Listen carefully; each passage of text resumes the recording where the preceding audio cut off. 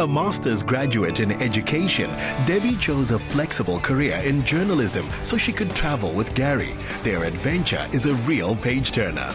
It's about sharing the story and creating the awareness around typical challenges that we have, and especially the challenges in the life we live with me as a professional kind of sportsman, and how we manage the family. And I think that's been very important for us to kind of keep this family together with the challenges that we have in our careers. I think when you live a public life and you have a public husband, I think you don't want to expose yourself more than you already are exposed. But I think on the other hand, if there's something that people can learn from our life, from our story, then we wanted that. What we've done right, what we've done wrong, then that would be great. If there's anyone who's going to be able to give a good insight of the life of a cricketer from a woman's perspective, it's definitely Debbie. She was around on a lot of tours.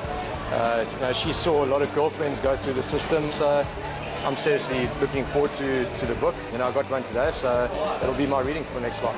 Yeah, look, a behind the scenes look through, your partner or your wife's eyes, I think is something unique. I think it's a fantastic endeavour by Debs. We all know Debs is a strong-willed lady, from the day we met her.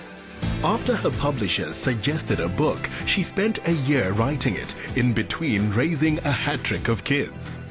Gary, you must be so proud of your wife and her new book. What was it like having the supporting role of this process?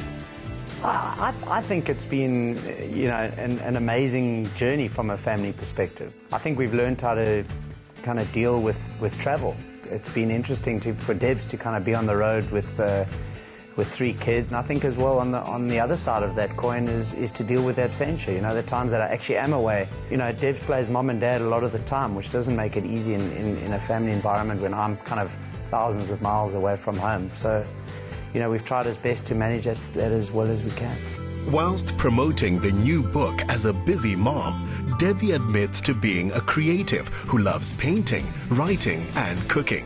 Specialities include her renowned ginger beer. Well, it must be something that's quite important to you because it made the title of your book. The ginger beer is really that homegrown, sort of the love and the patience with which my mom used to make the ginger beer. So that's certainly one aspect of the book, is about home. It's about family. It's about the roots that we come from.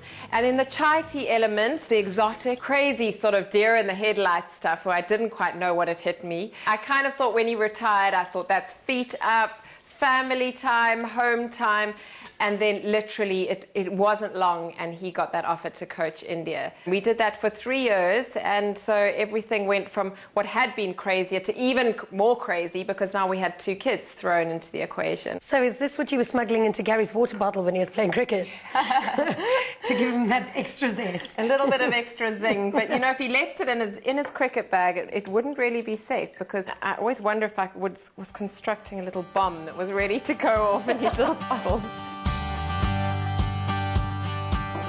Ginger beer's ready. Hey guys. Debbie's book is her proof that mothers can find a way to keep pursuing their own goals whilst raising their children and making time for ginger beer. So you enjoying the ginger beer, kids? It's really nice. It's great.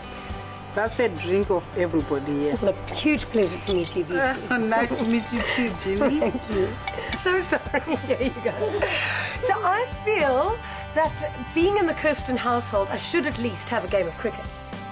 Or maybe we should go fetch the cricket bat. Okay, deal. Okay. Thank you. See you later. Let's set up the field, guys. He's coached the Proteas to Test Series wins over Australia and England, not forgetting Gary's legacy as a player. What stands out for you as some of your most memorable moments throughout your career? Well, I started playing cricket as a 3-year-old, and it was just in our family, and, that's what we did. We played as much sport as we could play, and my dad and my mom really encouraged us to do that. To think that I would then kind of take one of those sports, which was cricket, and still be involved in it and still kind of have the good fortune of making a living out of it. As a 47-year-old, I wouldn't have thought in my wildest dreams would be possible. What do some of these things mean? I was the first international player to get 100 in every test playing inning, so a really nice reflection for me on my experiences against all the test playing nations. And I guess that one up there, opened the batting with my brother in a test match, was an amazing occasion. We're 13-year age gap, and he was right at the back end of his career and I was kind of starting out, and to have had the opportunity just for 1 year to bat together for South Africa was an amazing experience. He's passed on those cricketing genes. You're going to need to be easy on me. I can see you've got quite an arm on you. You've got such a beautiful family. Having a look at them now, I'd say you definitely made a good choice with not renewing your contract with the Proteas. Absolutely the best decision. You know, to have more time at home is gold. You know, I'm a cricket coach and I do spend a large portion of time away from home, but I think to have more control over my diary is a kind of a win situation for us, and in many ways a blessing to have that opportunity to be able to do that.